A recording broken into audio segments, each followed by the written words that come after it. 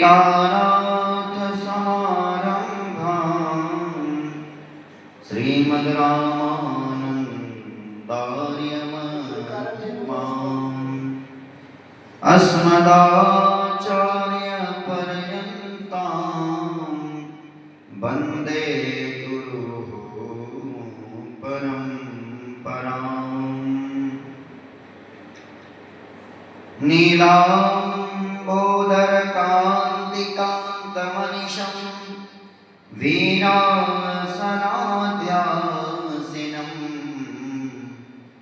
मुद्रां ज्ञानमयीं दधानमपरं हस्ताम्बुजं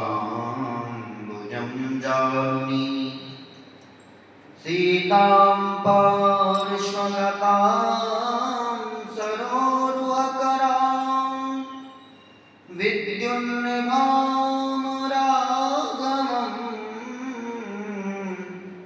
पश्यन्तीं मुकुटाङ्गदादिविविधा कल्पोज्ज्वलाङ्गं भजे। नारायणं नमस्कृत्य नरं चैव नरोत्तमं देवीं सरस्वतीं व्यासं ततो जयमुदीरयेत्। राधासाध्यं साधनं यस्य राधा मंत्रो राधा मंत्रदात्री च राधा सर्वं राधा जीवनं यस्य राधा राधा राधा तस्य किं वाचिशेषम्।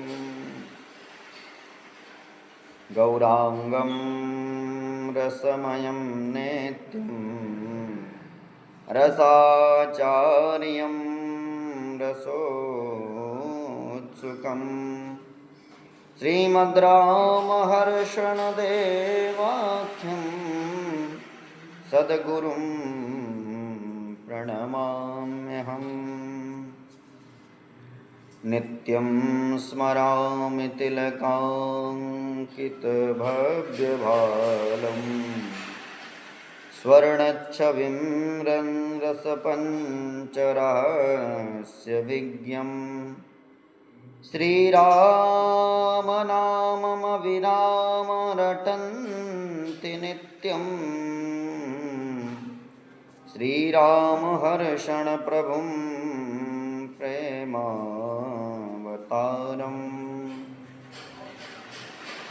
जय जय श्री राधारमण जय जय नवल किशोर जय गोपी चित्तचोर प्रभु जय जय माखन चोर।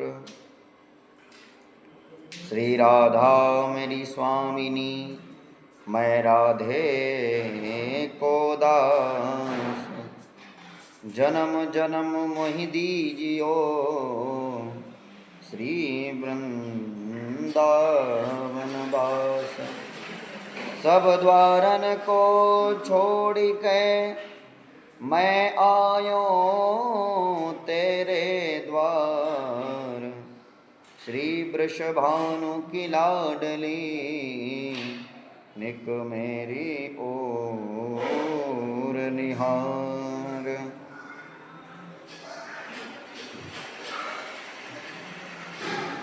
यद्दर्शनं निगम आत्मरः प्रकाशं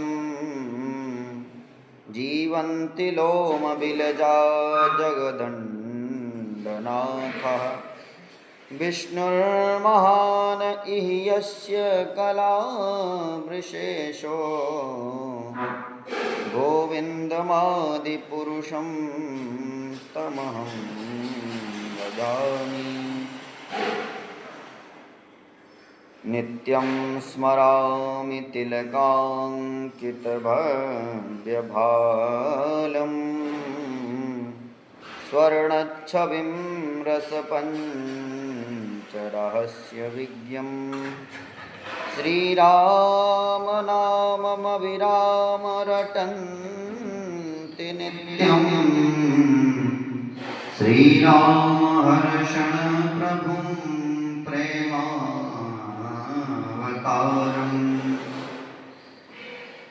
यावन्निरञ्जनमजं पुरुषं जरन्तं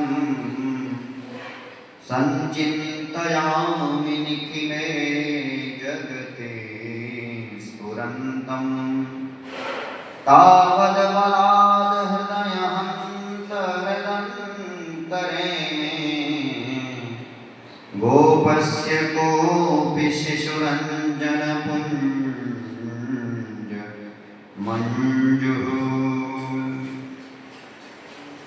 राधा राधा रटकई सब बाधा मिट जाए कोटि जन्म की आपदा श्री राधा नाम नसाय वाञ्छाकल्पतरुभ्यश्च कृपा सिन्धुभ्यैव च पतितानां पावनेभ्यो वैष्णवेभ्यो नमो नमः।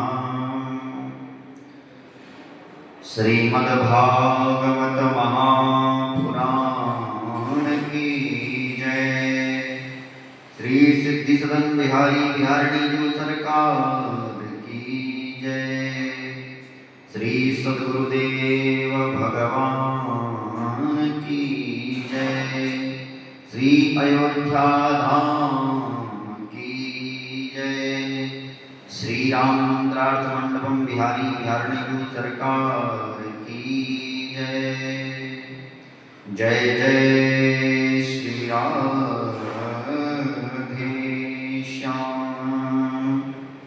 नमः पार्वती पतये हर हर महादेव।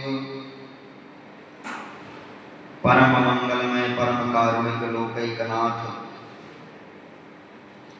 श्वेतर समस्त वस्तु विलक्षण आनंद कंद प्रपन्न पारिजात करुणावरुणालय